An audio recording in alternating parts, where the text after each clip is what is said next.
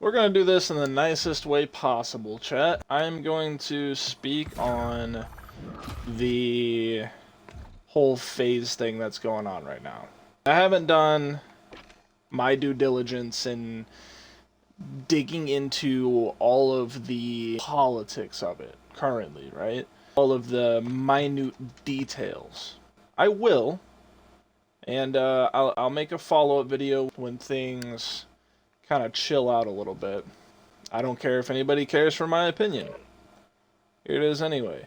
I remember back when I was, 14 years old. I was a freshman in high school.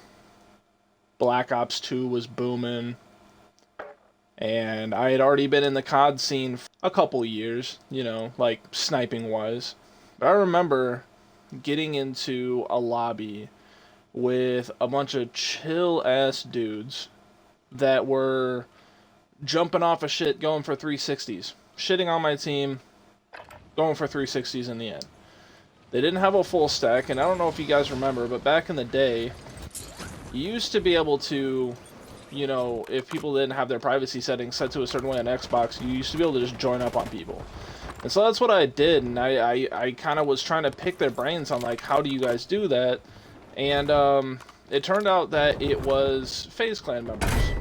FAZE CLAN was still very, very small at the time. Mind you, this was Modern Warfare 2. And they explained it to me. I dabbled with it a little bit, and I didn't really realize who they were. They weren't anything big at the time. I checked out their YouTube channel. They had an awesome amount of subscribers.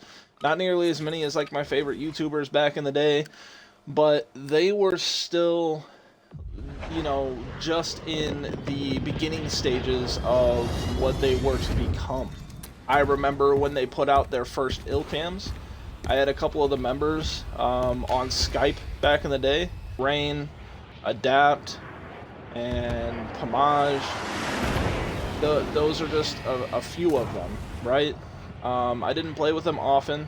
A lot of the times that I did get a game or two with them, it was because I just joined up on them and they were like, oh yeah, we've got a spot open, like, you can run with us. And I really, really wanted to join their team, like, bad. I got really good at sniping. That was like the big thing back then. Like, you guys know how Warzone's big now. That's what sniping was back then. Trick shotting, quick scopes. Back in the day before,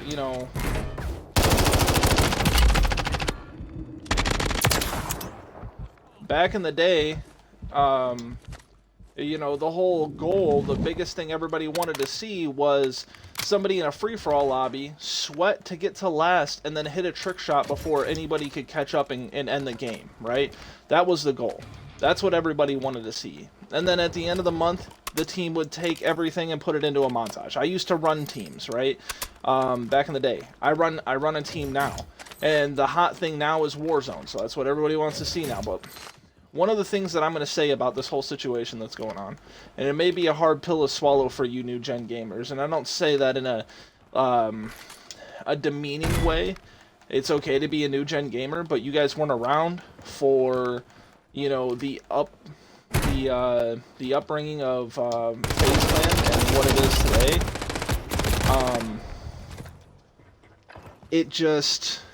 It was a different time, man. They were the best at what they did, and it was always for competitive. Like, they had the competitive multiplayer side in game battles and things like that. It was always Optic versus FaZe, right? And there was other teams that participated, but the main spectacle for everything was Optic versus FaZe. That's what everybody wanted to see. It's what everybody crowded around the YouTube screen for to watch. Whenever the pros were doing their thing live, it was just a very different time. After a certain point, FaZe moves into the New York FaZe house. This is after they've gained some ground. And just to retouch on a little bit of, like, the upbringing of FaZe. Like, I remember watching the first Illcams, dude. Like, this was...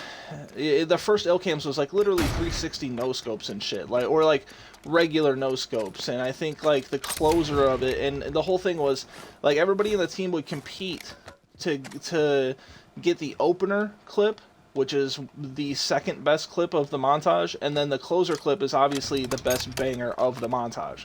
And everybody would, you know, basically compete to try to get the best clip, so that way their clip would be featured on the forefront of the Illcams montages, right? Fast forward a little bit, FaZe starts blowing up, everybody's growing individually, the team YouTube is growing, everybody's loving the montages, everyone's trying to recreate what they're doing. At this point in time, I'm a part of a team called Animal. We're pretty much doing the same thing that FaZe is doing, uploading montages, you know, and this is when, like, sniping feeds became a thing, like, quad feeds and 5-ons, and Black Ops 2 is booming, then, you know, they move into the FaZe house in New York, and this is the all-time high for their content creation side, because they started collaborating, because before they moved into the FaZe house in New York, they were all making vlog videos about, like, new cars that they got, and, like, things that are changing in their lives, and everybody's really enjoying watching their growth. Then they moved in together to collaborate this content. Rain got a Audi R8, I remember that, and, you know, Adapt got his GTR, and this was like the peak of, like, what FaZe Clan was doing, right? And at some point,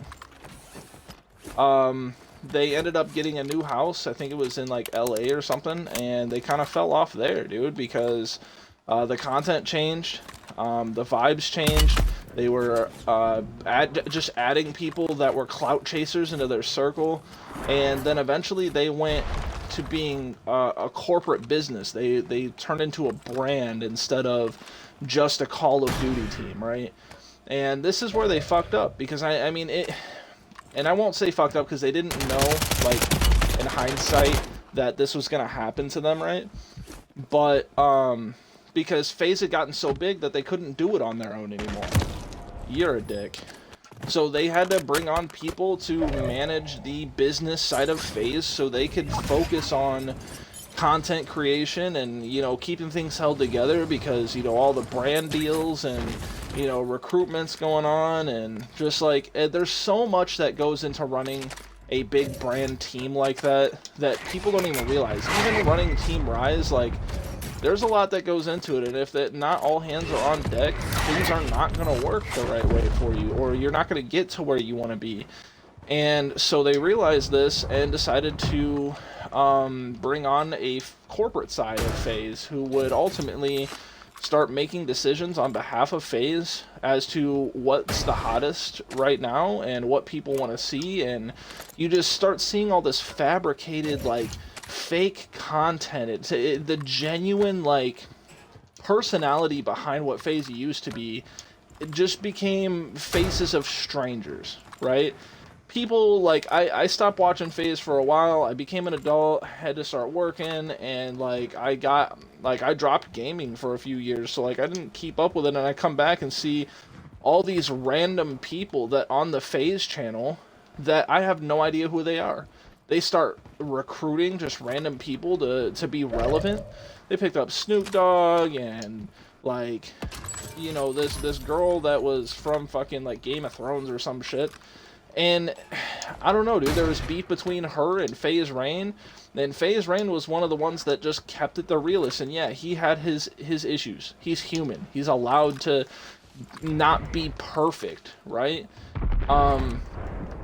He had his moment, but, you know, he came back from that with, you know, I want to fight for FaZe, the brand of FaZe, because corporate had taken over and was shutting people out, and people weren't getting paid the way that they needed to, and, you know, just a bunch of dumb stuff was going on with FaZe Clan that corporate did not have the OG's, like, best interest in mind. They only had their best interest in mind, which was making money, which, from a business standpoint, when you're a corporate personnel and you are a business person and that is your job, is to make money, I get it. So I'm not mad at FaZe corporate, but they needed to go because they ruined FaZe for what it was for a lot of people that watched them growing up. And now I will say, personally, I don't care if this is the fall of FaZe or the upbringing of the next chapter of FaZe.